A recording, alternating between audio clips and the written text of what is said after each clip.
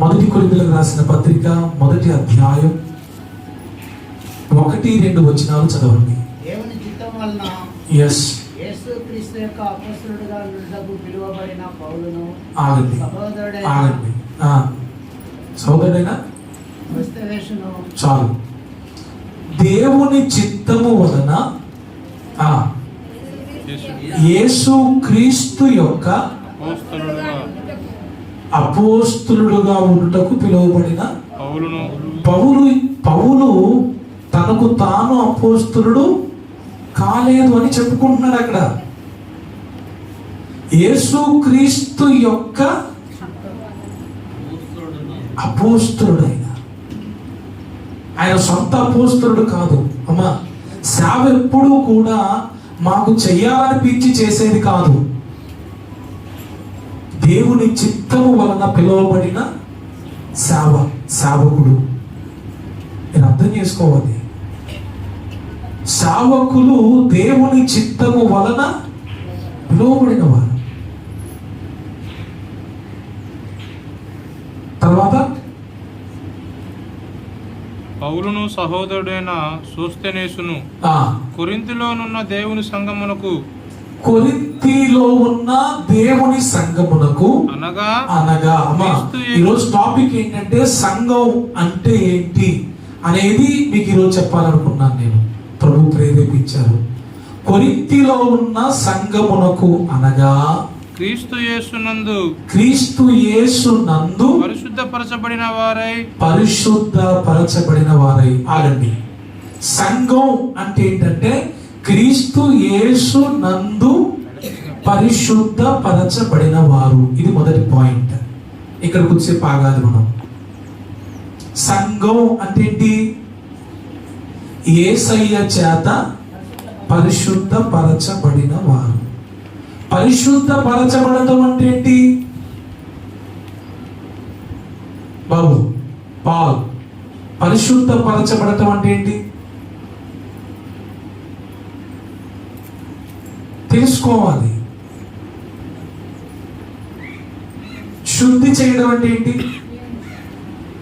శుద్ధి, క్లీన్ చేయటం, కడగటం, అంతేగా. పరిశుద్ధపరచబడటం అన్నా కూడా ఏంటి? పాపపు మరకలు, పాపపు మచ్చలు, డాగులు. ఇప్పుడు దీని మీద ఒక మచ్చ డాగు పడుతుంది, శుద్ధి చేస్తాం, శుభ్రం చేస్తాం, వాష్ చేస్తాం, అవునా? అట్లనే మనుషులు ఎవరైతే ఉన్నారో పాపపు మరకల చేత, పాపపు మచ్చల చేత, పాపపు డాగుల చేత ఎవరైతే మనుషులు బాధపడుతున్నారో వారు యేసయ్య రక్తము చేత పూర్తిగా శుద్ధి చేయబడటం, కడగబడటం, పవిత్రులుగా మారిపోవడం. అంటే పాపులుగా ఉన్నవారు పరిశుద్ధులుగా మార్చబడటం, శుద్ధి చేయబడటం, వాళ్ళని సంఘం అంటారు. పాపులు కూడుకున్న సమాజాన్ని సంఘం అనరు, దేవుని సంఘం అనరు. చూడండి, అటు అనుకుంటే మాల సంఘం ఉంది, ఇంకో రెడ్డి సంఘం ఉంది, కాపు సంఘాలు ఉన్నాయి. ఇంతెందుకు ఈ మేస్త్రులు పనిచేసే ఏ బాబు హమాలీ సంఘం ఉంటుంది, లేకపోతే మేస్త్రుల సంఘం అమ్మా, కార్మికుల సంఘం ఉంటుంది. అట్లాంటి సంఘం కాదు ఇది. ఇదే సంఘం దేవుని సంఘం. ఇదే సంఘం దేవుని సంఘం. దేవుని సంఘం అంటే ఏంటంటే ఆ సంఘములో ఉన్న వారందరూ పరిశుద్ధపరచబడిన వారై ఉండాలి. అందులో ఎవరు శుద్ధి చేయబడని వారు, కడగబడని వారు ఉండకూడదు. అలా ఉంటే అది సంఘంగా ఉండదు, పిలువబడదు. ఇప్పుడు ప్రశ్న, మరి ఇక్కడ కూడున్న ఒక 30 మందిమో 40 మందిమో ఉన్నాం కదా, మరి మనం అందరం కడగబడిన వారేనా? మీరందరూ శుద్ధి చేయబడిన వారేనా? పాపపు మచ్చలు పోయినాయా? పాపపు డాగులు పోయినాయా? పాపపు మరకలు పోయినాయా? యేసయ్య మిమ్మల్ని కడిగిందా? ఇంకేమన్నా ఉన్నాయా? ఇంకా కడగబడవలసింది ఏమన్నా ఉందా? పరీక్షించుకోవాలి. నేను సంఘానికి వచ్చాను అంటే ఈ సంఘం పరిశుద్ధ పరచబడిన సంఘం. సంఘములో కానీ సంఘము యొక్క ఉద్దేశాలు ఏంటంటే అపవిత్రమైన వారు పరిశుద్ధపరచబడితే వారిని సంఘం అంటారు. లేకపోతే మనం లోకమే. ఇంకా పరిశుద్ధపరచబడకుండా ఉంటే గనక మనం లోకమే. ఒక్క మాటలో చెప్పాలంటే పరిశుద్ధపరచబడిన వారు కూడుకునే సమాజాన్ని దేవుని సంఘం అంటారు. తర్వాత మాట చదవండి, మీకు అర్థమైంది. పరిశుద్ధులుగా ఉండటకు పిలువబడిన వారికి, పరిశుద్ధపరచబడిన వారికి, తర్వాత ఏమాట?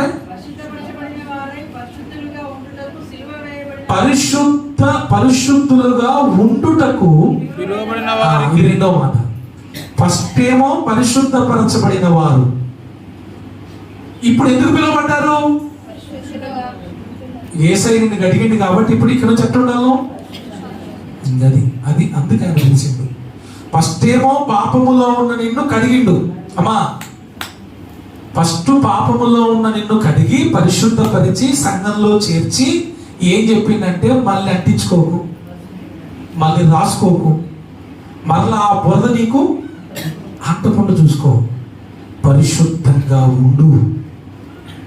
అందుకే నిన్ను పిలిచా. పాపములో బ్రతుకుతున్నావు, లోకంలో బ్రతుకుతున్నావు, మలినమైపోయినావు, అంత గబ్బైపోయినావు, పాపపు మరకలతో నిండి ఉన్నావు. నేను నా రక్తంలో కడిగి పరిశుద్ధపరిచి సంఘంలో చేర్చా. ఎందుకంటే నువ్వు పరిశుద్ధంగా ఉండడానికి సంఘంలో చేర్చా. అందుకే పిలిచా నిన్ను. యేసయ్య మనల్ని ఎందుకు పిలిచిండు? పరిశుద్ధులుగా ఉండడానికి. ఇప్పుడు చెప్పండి, మీరు పరిశుద్ధులుగానే ఉంటున్నారా? హలో, మీరు పరిశుద్ధులుగా కనీసం ఉండాలి అనే మైండ్ ఉందా? మీకు అవగాహన ఉందా? నేను పరిశుద్ధంగా ఉండడానికే పిలువబడ్డాను అనేది తెలుసా తెలీదా? ఇదన్నా చెప్పండి. ప్రశ్నక దేవుడు నన్ను పరిశుద్ధంగా ఉండడానికే పిలిచాడు అనే అవగాహన ఉందా? అనుకుంటున్నారా లేదా? ఏమా, దేవుడు ఎందుకు పిలిచాడు? పాపములో బ్రతుకుతున్న మనల్ని పరిశుద్ధపరిచి సంఘంలో చేర్చింది. ఎందుకంటే పరిశుద్ధంగా ఉండడానికి పిలిచాడు. అది తెలిస్తే మరి పరిశుద్ధంగా బ్రతకాలి కదా. ఇంకా మనం పాపంలో బ్రతుకుతూ కూడా నేను సంఘంలో వ్యక్తినే అంటే అది భ్రమ. ఒకవేళ నీ సంఘంలో సభ్యత్వం ఉన్నా నీ వరకే కానీ అది పరలోకం అంగీకరించే సభ్యత్వం కాదది. మనమందరం పిలువబడింది పరిశుద్ధంగా ఉండడానికి. అందుకే ఎన్ని అవకాశాలు తప్పులు చేయడానికి, పాపాలు చేయడానికి సైతాను మనకు కలగచేసినా మనం మాత్రం పరిశుద్ధంగానే ఉండాలి. ఎందుకంటే నేను పిలువబడిందే పరిశుద్ధంగా ఉండడానికి. పరిశుద్ధంగా ఉండడానికి పిలువబడ్డాను కనుక పరిశుద్ధంగా బ్రతుకుతున్నాను. అది విషయం. పరిశుద్ధత లేకపోతే సంఘంలో నీకు సభ్యత్వం లేదు. ఉందనుకుంటే అది నీ భ్రమ. పరలోకం మాత్రం చారం. 3వ మాట చదవండి.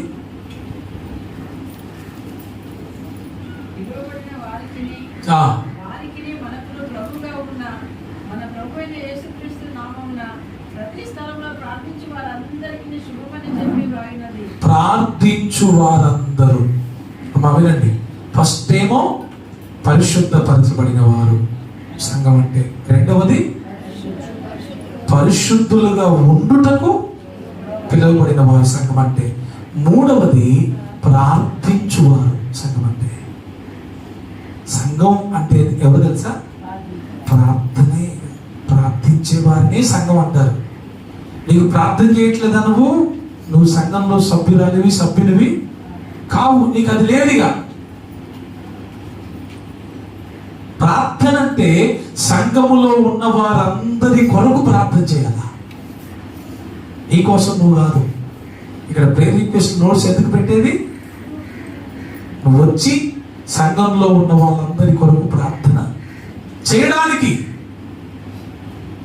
ఎప్పుడన్నా అమ్మా గుండు మీద చేసుకొని చెప్పండి, ఎప్పుడన్నా మన సంఘములో ఉన్న వారందరి కొరకు పేరు పేరు వరుసన మనస్ఫూర్తిగా కన్నీళ్లతో భారముతో ప్రార్థన చేశారా మీరు? నేను ఎట్లా సంఘం అవుతారు? మరి మన కుటుంబ సభ్యులందరి కోసం మనం ప్రార్థన చేస్తాం, కానీ మన సంఘ సభ్యులందరి కోసం ప్రార్థన చేయం. కానీ సంఘం అంటే ఎవరు? ప్రార్థించేవారే సంఘం. ప్రార్థన కూడా ఏంటి? సంఘములో ఉన్న వారి అందరి కొరకు. ఒకరోజు చేయటం కాదు, లెక్క ప్రకారం ఇంటి దగ్గర నువ్వు ప్రతిరోజు నువ్వు ప్రార్థన చేసుకునేటప్పుడు నీ సంఘములో ఉన్న వారందరినీ ఖచ్చితంగా జ్ఞాపకం చేసుకోవాలి. ఎందుకంటే ఇది కూడా ఒక కుటుంబమే. అవునా కదా? ఇది కూడా ఒక కుటుంబం. ఇవాళ చందు సీతానగరంలో సాక్ష్యం చెప్తున్నాడు. మీరే మా అక్కలు, మీరే మా చెల్లెళ్ళు, మీరే మా అన్నలు, మీరే మా తమ్ముళ్ళు, మీరే మా అమ్మలు, మీరే మా నాన్నలని చెప్తున్నాను.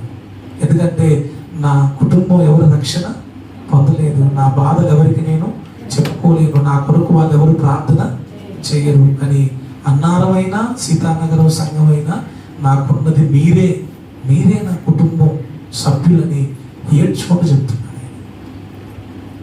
అంటే ఆయన ఏం భావిస్తున్నాడు? మనల్ని తన కుటుంబ సభ్యులుగా భావించుకుంటున్నాడు. అది నిజం. అలాంటప్పుడు ఆయన కొరకు ప్రార్థన చేయాల్సిన బాధ్యత మనకు ఉందా లేదా?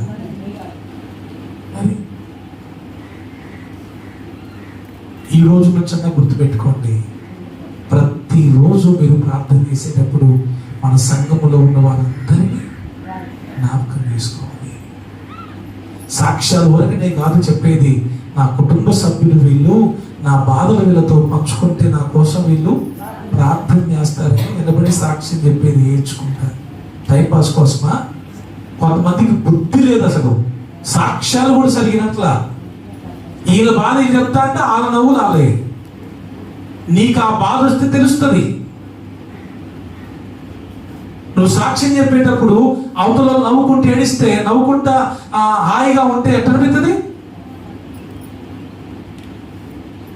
ఆదివారం ప్రతి సాక్ష్యం ఒళ్ళు దగ్గర పెట్టుకొని ఆ సమస్యల కోసం వారమంతా ప్రార్థన చేసి, అవసరమైతే ఫోన్ చేసి అక్క ఇట్లా చెప్పారు కదా, అమ్మ ఇట్లా చెప్పారు కదా, ఎంతవరకు అది క్లియర్ అయింది, ఎంతవరకు తగ్గింది అని అడగాల లేదా?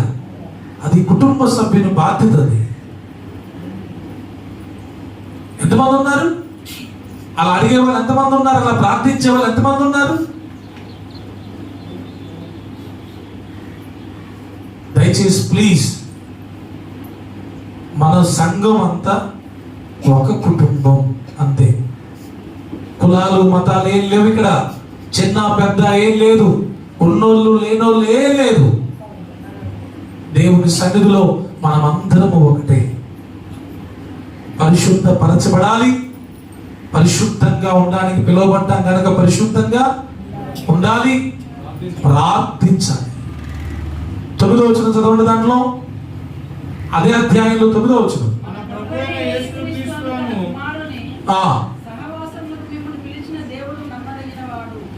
మనం ఎందుకు పిలువబడ్డాము అంటే యేసుక్రీస్తు ప్రభువుతో సహవాసం చేయడానికి. సంఘం అంటే 4వ మాట ఏంటంటే యేసయ్యతో సహవాసం చేసేవారే సంఘం. ఉందా? యేసయ్యతో సహవాసం ఉందా మీకు? యేసయ్య మీ స్నేహితుడేనా? యేసయ్య మీ ఫ్రెండేనా? మీకు నా ఫ్రెండ్ ఉన్నాడు అనుకోండి, ఫ్రెండ్ దగ్గర ఊగిపోతారా పోరా? మాట్లాడుకుంటారా లేదా? మరి యేసయ్య దగ్గరికి మీరు ప్రతిరోజు వెళ్ళాలి. ఆయన మీ స్నేహితుడైతే ఆయనతో ప్రతిరోజు మాట్లాడాలి.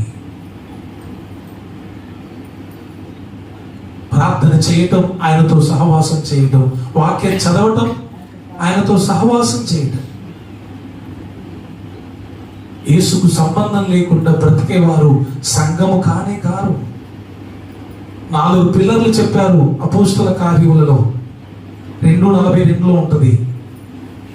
వారు అపోస్తుల బోధయందును, సహవాసమందును, రొట్టె విరుచుట యందును, ప్రార్థన యందును ఎడతెగక ఉండిరి అని రాయబడింది. 4 పిల్లర్లు: బోధ, సహవాసం, రొట్టె విరుచుట, ప్రార్థన. ఇందులో ఎన్ని వచ్చినాయి? ఇప్పుడు నేను చెప్పినాయి, నేను చెప్పిన అంశాలు ఎన్ని వచ్చినాయి? రొట్టె విరుచుట తప్ప మిగతా 3 వచ్చినాయిగా. ఆ బోధ పక్కన పెడితే 2 వచ్చినాయిగా.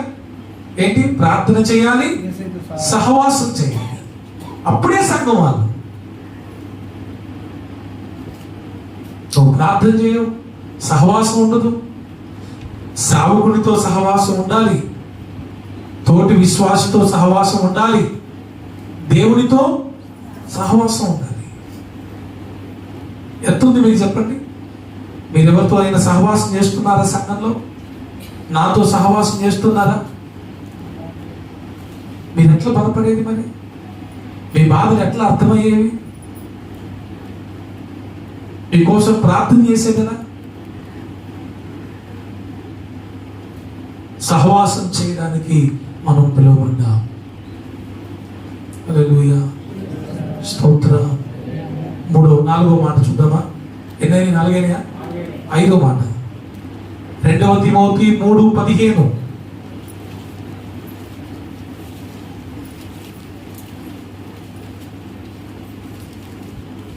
ఇంతసేపా? 2 తిమోతి 3:15. నీవు నేర్చుకొని రూఢి అని తెలుసుకున్నవి ఎవరి వలన నేర్చుకుంటివో ఆ సంగతి తెలుసుకొని వాటి యందు నిలకడగా ఉండుము. దైవజనుడు సన్నద్ధుడై ప్రతి సంస్కారమునకు పూర్ణముగా సిద్ధపడి ఉండునట్లు దైవవేషము వలన కలిగిన ప్రతి లేఖనము 2 తిమోతి 3:15.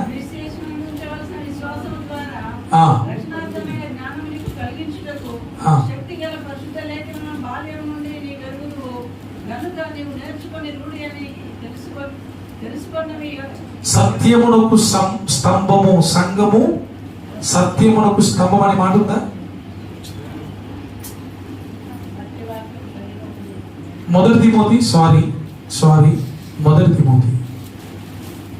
నాదే పొరపాటు 3:15.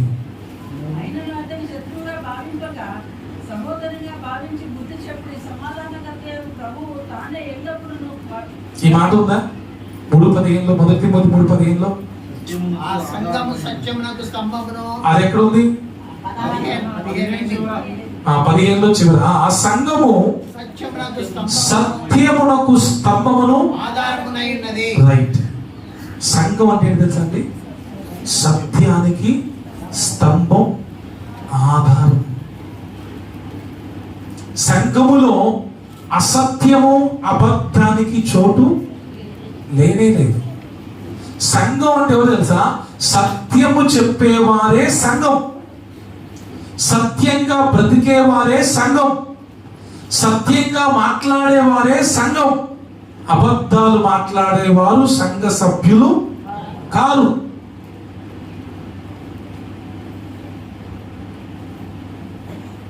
సంఘం సత్యానికి స్తంభం, ఆధారం. లోకంలో సత్యం లేదు. ఎక్కడ ఉండాలి? సంఘంలో సత్యం ఉండాలి. సంఘం అంటే మనమే కదా. మనలో సత్యం ఉండాలి. మనం మాట్లాడే ప్రతి మాట సత్యమైనదై ఉండాలి. మన మాట అవునంటే అవును, కాదంటే కాదు, అట్లనే ఉండాలి. ఒట్లు ప్రమాణాలు అంత పూర్వం అవసరం లేదు. అయ్యా నేను చెప్పేది నిజం, నమ్మండి. నమ్మకపోయినా నాకు నష్టం ఏమీ లేదు. కానీ నీ కోసం నేను అబద్ధం చెప్పలేను. నేను ఏది చెప్తున్నాను అదే నిజం.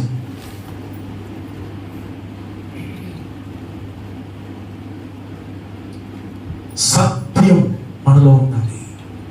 సంఘ బిడ్డలందరిలో ఎక్కడ కోసినా ఏం రావాలా? సత్యమే రావాలి. ఎందుకంటే లోకంలో సత్యం లేదు, సంఘంలోనే సత్యం ఉంది. కానీ సంఘ బిడ్డలు ఎంత దారుణంగా తయారయ్యారంటే వాళ్ళ నోట గుండా వచ్చే అబద్ధాలని వినలేకపోతున్నారు. చెవులు నోరు తెరిస్తే అబద్ధం, నోరు తెరిస్తే అబద్ధం. ప్రార్థన చేయని వారు, దేవునితో సహవాసం చేయని వారు, పరిశుద్ధంగా బ్రతకని వారి నోట మన అబద్ధాలు రాకపోతే ఏమవుతాయి? మన బతుకులు ఏమన్నా ప్రార్థన ఉంటే, మన బతుకులో ఏమన్నా దేవునితో సహవాసం ఉంటే, మన బ్రతుకులు ఏమన్నా పరిశుద్ధమైన జీవితం ఉంటే అబద్ధం ఆడాల్సిన కర్మ మనకు రాదు. అంత కర్మ ఏంటి అంటున్నా నేను. అబద్ధం ఆడాల్సిన కర్మ ఏంటి? ఏంటంటే అది చేసిన తప్పుడు కప్పుకోవాలి కాబట్టి ఆడాలి. ఎందుకు చేయాలి? లోకంలో ఉన్నప్పుడు అలానే బ్రతికి, సంఘంలో వచ్చినాక అలాగనే బ్రతికి ఎప్పుడు అవాదంలా కప్పుకోవడమేనాయిగా. అమ్మ చేయడం కప్పుకోవడం, చేయడం కప్పుకోవడం. దర్జాగా, బ్రహ్మాండంగా, హాయిగా, యథార్థంగా ఎప్పుడు బ్రతికేది, తలెత్తుకొని ఎప్పుడు పరిశుద్ధంగా జీవించేది. సంఘంలో చేర్చబడిన తర్వాత కూడా నువ్వు ఇంకా అదే దొంగ పనులు, ఇంకా అయ్యే దొంగ ఆలోచనలు, ఇంకా అయ్యే అంత మ్యాజిక్లు, చిదిక్కులు, ఏం సాధిస్తావు?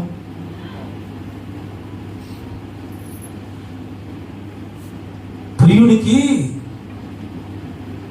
ఒక ప్రియుడు తన ప్రియురాలతో చెప్పాడంట. నేను ఒక బ్రదర్ చెప్తున్నాను, భర్త చనిపోయిందో ఏమైందో, ఇంకొక ఆయన ఉన్నాడు, వచ్చాడు. ఆ పిల్లకి 13 ఏళ్ళు. మీ అమ్మాయి వల్ల నేను నీ దగ్గర ఫ్రీగా ఉండలేకపోతున్నా, మీ అమ్మాయి ఉంటే నేను నీతో ఈ అక్రమ సంబంధం కొనసాగించలేనంటే ఆ ప్రియురాలు తన 13 ఏళ్ళ కుమార్తెను ట్రైన్లో బాత్రూంలో తీసుకెళ్ళి గొంతుకో చంపినట్టు చంపి మళ్ళీ ఏమి ఎరగనన్నట్టు బయటకు వచ్చి ఏడుస్తూ ఉంటే పోలీసులు కేసు దర్యాప్తు చేశారంట. మూసేశారు. ఆమె చచ్చిపోయిందేమో అనుకున్నారు. ఆ తర్వాత ఈయనతో తిరుగుతూ ఉంటే హ్యాపీగా, సంతోషంగా, ఎవరికో డౌట్ వచ్చి ఎందుకైనా ఒకసారి మీ స్టైల్లో ఆమెని మళ్ళీ ఒకసారి ఇంట్రాగేషన్ చేయమని కంప్లైంట్ ఇస్తే మళ్ళీ వాళ్ళు చాలా కాలం తర్వాత తీసుకెళ్ళి పోలీసు వాళ్ళ స్టైల్లో ఇంట్రాగేషన్ చేస్తే అప్పుడు నిజాలను బయటకు వచ్చినాయంట. ఫస్ట్ మా అమ్మాయిని ఎవరో చంపేశారు, లేదంటే ఆమె చనిపోయిందన్న ఆమె మళ్ళీ ఏమంటుందంటే నేనే చంపేశాను. లోకం అది కామన్. మరి సంఘంలో ఉన్న మనుషులను కూడా అలానే ప్రవర్తిస్తే దేవుని నామానికి అవమానం కదా. అది నేను చెప్పేది. లోకంలో అవి జరుగుతున్నాయి, ఓకే, జరగనివ్వండి. మరి లోకంలో నుంచే దేవుడు తీసుకొచ్చి మనల్ని సంఘంలో పెట్టిండు కదా, అట్లా ఉండకూడదని. అయిపోయింది టైము. ఇంకో మాట చూద్దామా? ఎఫెసీ 5:27 ఒకరు చదవండి. అదే కొరింథీ 11:16 చదవండి. ముందు ఎఫెసీ 5:27 చదవండి. ఎఫెసీ 5:27 చదివితే అందరూ ఒకసారి గౌరవం చదువుతారు, లేకపోతే ఎవరు చదవరు.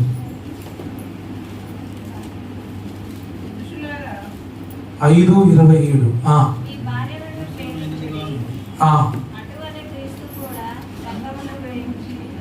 కిందికి రావాలా? చదవండి చదవండి.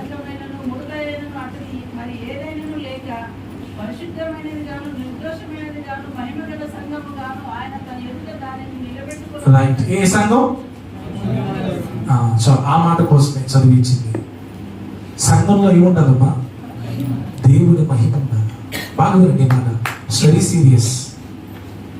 సంఘంలోకి అడుగు పెట్టిన దగ్గర నుండి వెళ్ళేంత వరకు మన మందిరములో దేవుని మహిమ అలా అల్లాడాలి. దేవుని శక్తి మనల్ని అలా తాకాలి. ఎప్పుడు అలా జరుగుద్ది? ఎవరిష్టం వచ్చినట్టు లేచిపోతూ కూర్చుంటూ నవ్వుకుంటూ కేకలేస్తూ మాట్లాడుకుంటూ జోకులు వేసుకుంటూ ఉంటే సంఘంలో మహిమ ఉంటుందా? సంఘములో ఉన్న వారందరూ అటెన్షన్ లోకి వచ్చి ఏక మనసుతో, ఏక భావముతో, ఏక ఆత్మతో దేవుణ్ణి ఆరాధిస్తున్నప్పుడు, స్తుతిస్తున్నప్పుడు దేవుని మహిమ దిగి వచ్చింది. ఉరకన ఎక్కడి నుంచి వచ్చిందండి? మహిమ కలిగిన సంఘంగా మన సంఘం మారాలంటే మన సంఘములో ఉన్న వారందరూ కూడా ఒకే తాటి మీదికి రావాలి, ఒకే ఆత్మ కలిగిన వారిగా ఉండాలి, ఒకే మనసు కలిగిన వారిగా ఉండాలి. చాలా సీరియస్ గా ప్రార్థన చేసిన అలానే చేయాలి, వాక్యం చదివిన అలానే చేయాలి, ఆరాధన చేసిన అలానే చేయాలి. వాక్యం విన్నా రోషం కలిగి పౌరుషం కలిగి మందిరంలో ఉంటే దేవుని మహిమ ఆవరిస్తుంది. లేకపోతే ఏముండదు, జీవం. కీర్తనల గ్రంథంలో ఉంటుంది 26:5. అది భయంకరమైన మాట. కీర్తన 26:5.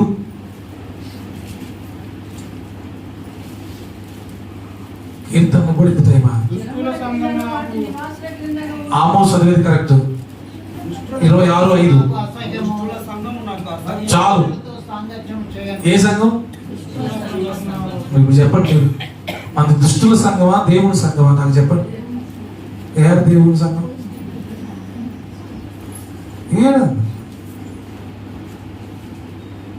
ధైర్యంగా గుండె మీద చేసుకొని చెప్పాలా. ఎవరన్నా కొత్తగా మన చర్చికి వస్తే ఆడికి ఓడయ్యా మీరు, ఆడ నేను దేవుని మహిమను చూసా, దేవుని శక్తిని అనుభవించిన, దేవుడు నాతో మాట్లాడాడు, దేవుని స్వరం విన్నా. ఎంత క్రమమైన సంఘం అది, ఎంత డిసిప్లిన్ కలిగిన సంఘం అని ఎవరు నొత్తే మన మందిరానికి వాళ్ళు వెళ్ళి 10 మందికి చెప్పాలి బయట. అట్లా ఉంటున్నాం మనం. ఇక ఈకలు, పక్కపక్కలు, నవ్వులు, లోపల ద్వేషాలు, కక్షలు, కలహాలు, మనస్పర్ధలు. యాడొచ్చింది దేవుని మహిమ? ఎక్కడి నుంచి వచ్చింది దేవుని మహిమ? దేవుని మహిమ రానప్పుడు ప్రజలు బాగుపడేది ఎట్లా? ప్రజలు స్వస్థపడేది ఎట్లా? ప్రజల హృదయాలు మారేది ఎట్లా?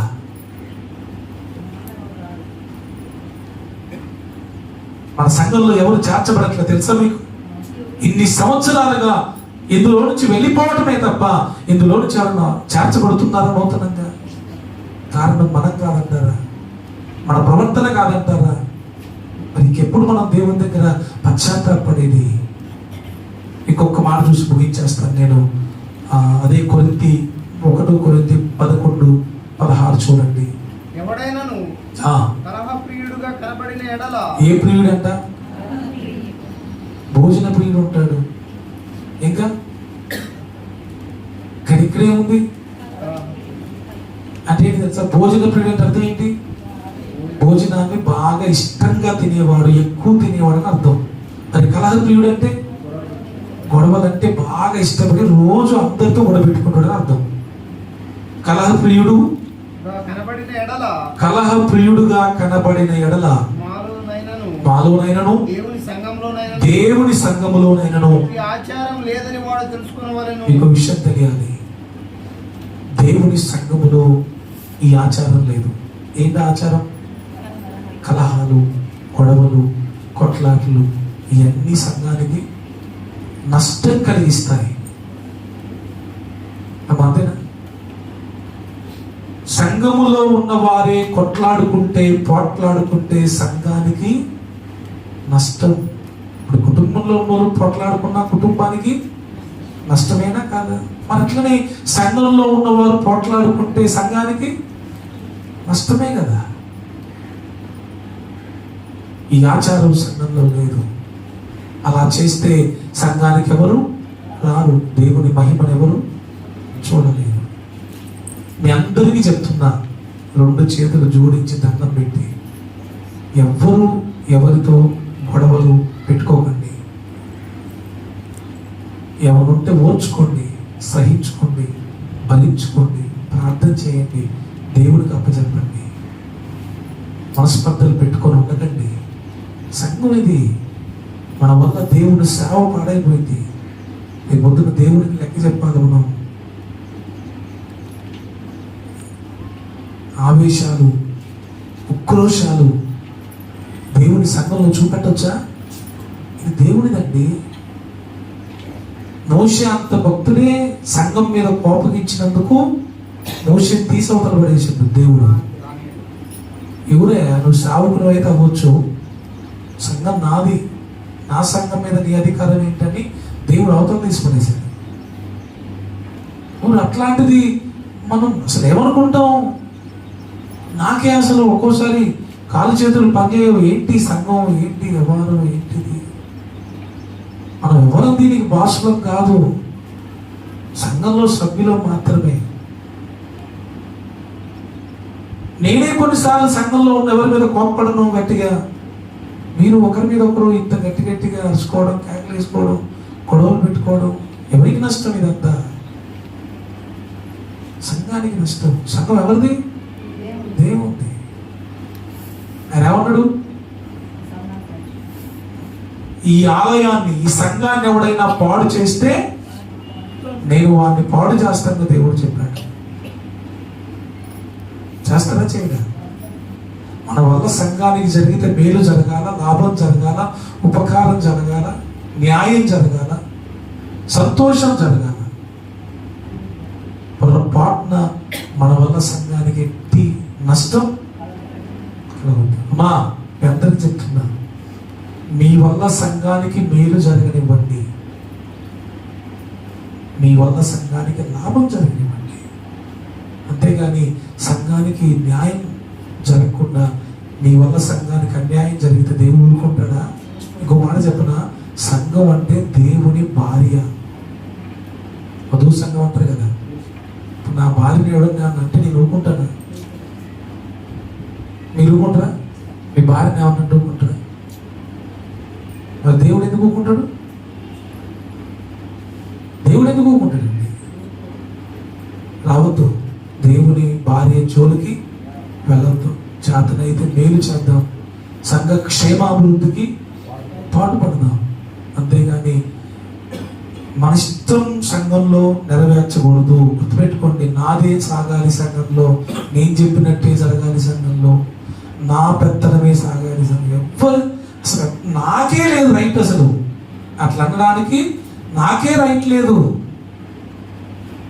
నేనేం మీకు యజమానుని కాదు, కాపలిని. రేపు పొద్దున నన్ను కూడా ఎక్కడుగుతారు దేవుడు.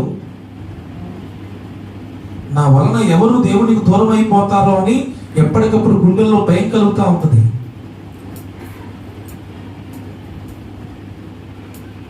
అందుకే మిమ్మల్ని తిట్టకుండా, కొట్టకుండా, మీ మీద పెత్తనం చేయకుండా ఉండేది. మీరు దాన్ని చేతగానితనంలాగా అలుసుగా తీసుకుంటే ఎవరేం చేయలేరు దానికి. గుర్తుపెట్టుకోండి, మన వల్ల సంఘానికి ఒకరు రావాలి తప్ప మన వల్ల సంఘంలో నుంచి ఒకరు బయటికి వెళ్ళిపోకూడదు. అది నష్టం, దేవుని రాజ్యానికి నష్టం. అది కొంతమంది పోని ఏది పోనిచ్చేది అంత సులభమా? ఒక ఆత్మ లోకంలోకి వెళ్ళిపోతే నీకు అంత బాధ లేక ఉండకపోవచ్చు, కానీ దేవునికి ఎంత బాధ ఉంటుంది? రక్తం కార్చి ప్రాణం పెట్టి సంపాదించుకున్నాడండి ఆయన సంఘాన్ని. మనం అంత ఈజీగా ఒక వ్యక్తి పోతుంపోయిందిలే కాదు. ఒక చిన్న వారిని అభ్యంతరపరచడం కంటే నీ మెడకు తిరగట్టు రాయి కట్టబడి సముద్రంలో పడవేయబడటం మేలని లేఖనంలో రాయబడి ఉంది. కొంచెం మీకు ఇబ్బంది అవ్వచ్చు, నేను మాత్రం ఉన్నది ఉన్నట్టుగా చెప్తున్నాను. మనమందరం ఒక కుటుంబ సభ్యులం. ప్రాబ్లమ్స్ ఉంటాయి, కూర్చొని ఎవరు ఉంటే మాట్లాడుకుంటూ సెటిల్ చేసుకుంటూ అయిపోయింది. కానీ కలహాలకు మాత్రం కాలు దువ్వకండి. సంఘంలో కలహప్రియుడుగా ఎవడైనా ఉంటే వాడు తెలుసుకోవాల్సిన విషయం ఏంటంటే, మాలోనైనను దేవుని సంఘంలోనైనను ఇట్టి ఆచారము లేదు. అల్లరికి కర్త కాదు పరిశుద్ధాత్మ దేవుడు, సమాధానానికి కర్త. ఓకే, చాలా చెప్పాలని ఉంది, కానీ టైం లేదు కాబట్టి ముగించేస్తున్నాను. దేవుని చిత్తమైతే నెక్స్ట్ ఏముందో నెక్స్ట్ వారం మనం చూద్దాం. కొరింథీయులకు రాసిన మొదటి పత్రికని కాస్త చదువుకుంటూ రండి. దేవుడి మాటలు మన వెనుకలో దీవించుకున్నాను.